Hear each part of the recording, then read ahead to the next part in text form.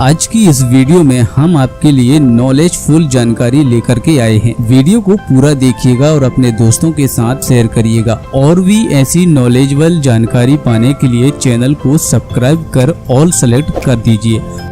बाजारों में जादू का खेल तो आपने देखा ही होगा। जादूगर का खेल दिखाने वाले नींबू से खून टपकता हुआ दिखाई देता है। यह कैसे संभव है? वो इसलिए संभव है कि नींबू में सिरंज द्वारा मैथिली ऑरेंज प्रवेश करते हैं, जो नींबू में उपस्थित साइट्रिक अम्ल से क्रिया करके लाल रूप में परिवर्तन हो जाता है, जिससे नींबू का रस लाल हो जाता है और काटने पर लाल रंग यानी खून की तरह दिखता है, जिसे जादूगर खून कहते हैं और हम लोगों को बेवकूफ बनाते हैं।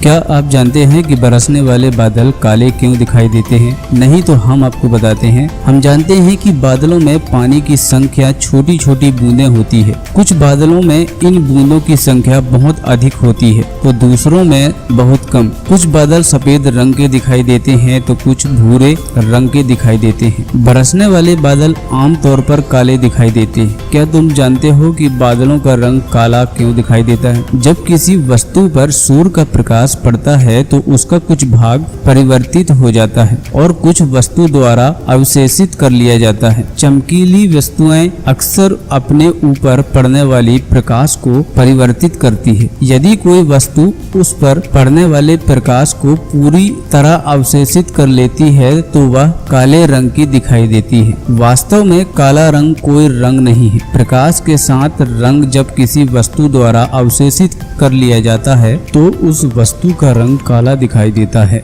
जो बादल सूर्य के प्रकाश को परिवर्तित कर देते हैं वे सफेद दिखाई देते हैं, लेकिन जो प्रकाश को अवशेषित कर लेते हैं वे काले दिखाई देते हैं। इसलिए बरसने वाले बादलों में पानी की संख्या बूंदें होती है जो प्रकाश के सभी रंगों को अवशेषित कर लेती है। इसलिए बरसने वाले बादल काले रंग का दिखाई देता है।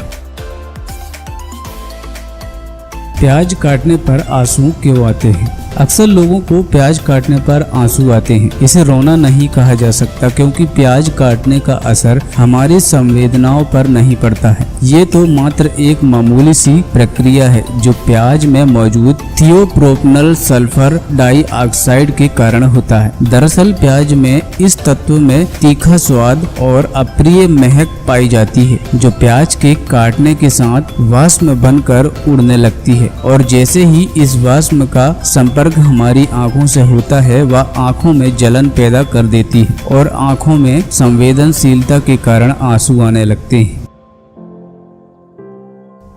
क्या आप जानते हैं कि भारत को अंग्रेजी में इंडिया क्यों कहते हैं? भारत को इंडिया इसलिए कहते हैं क्योंकि स्वतंत्र भारत के संविधान निर्माताओं ने इस शब्द को अंग्रेजों की विरासत के रूप में देश का दूसरा नाम स्वीकारा था। अंग्रेजों के भारत पर शासन काल में इंडिया नाम प्रचलित और रूट हो जाता था। जहां तक इंडिया शब्द के अंग्रेजी में आने की बात है तो इसके लिए थोड़ा पीछे जाना होगा। भारत का जिन विदेशी व्यापारियों, आक्रमणकारियों, विजेताओं और यात्रियों आदि से संपर्क हुआ, उनके जरिए भारत के पुराने नाम सिंधु का उनके देशों में अपने ढंग से प्रचार हुआ। इसके लिए मुख्य रूप से दो स्रोतों का नाम लिया जा सकता है, ईरानी और यूनानी। ईरानी या फिर पुरानी। फारसी में सिंधु शब्द का परिवर्तन हिंदू के रूप में हुआ और उससे बना हिंदुस्तान, जबकि यूनानी में ए बना इंडो या इंडोस। बस ए शब्द किसी तरह लैटिन भाषा में जा पहुंचा और इससे बना इंडिया।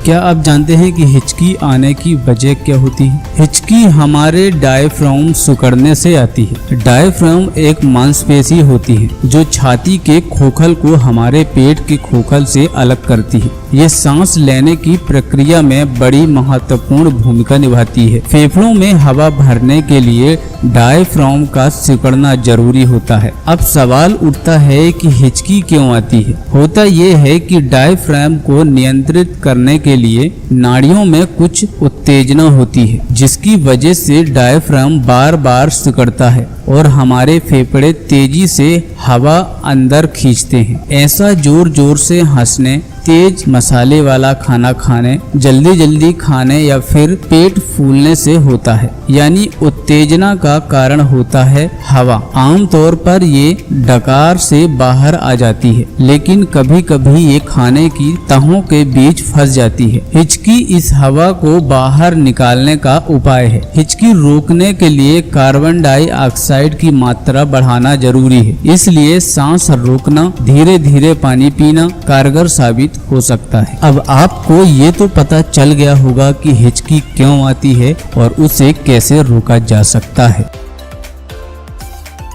क्या आप जानते हैं कि सुनामी क्या होता है? जब धरती हिलती है तो भूकंप आता है, और जब यही भूकंप समुद्र में आता है तो सुनामी बन जाता है। यानी समुद्र में उठा तूफान ही सुनामी कहलाती है। समुद्री तूफान को जापान में सुनामी कहा जाता है। जापानी भाषा में सु का मतलब समुद्र और नमी का मतलब लहरें होता है। पूरी दुनिया में जापान को ही सुनामी के लिए सबसे ज्यादा संवेदनशील इलाका माना जाता है। जापान में अब तक लगभग 200 बार सुनामी का कहर बरपा चुका है। जब समुद्र के गर्भ में तेज हलचल होती है तो समुद्र की ऊंची लहर समुद्र के किनारों को अपने चपेट में ले लेती है। हालांकि जब समुद्र में ज्वार आता है तो भी समुद्र में ऊंची लहरें उठती है। इसी को सुनामी कहते हैं।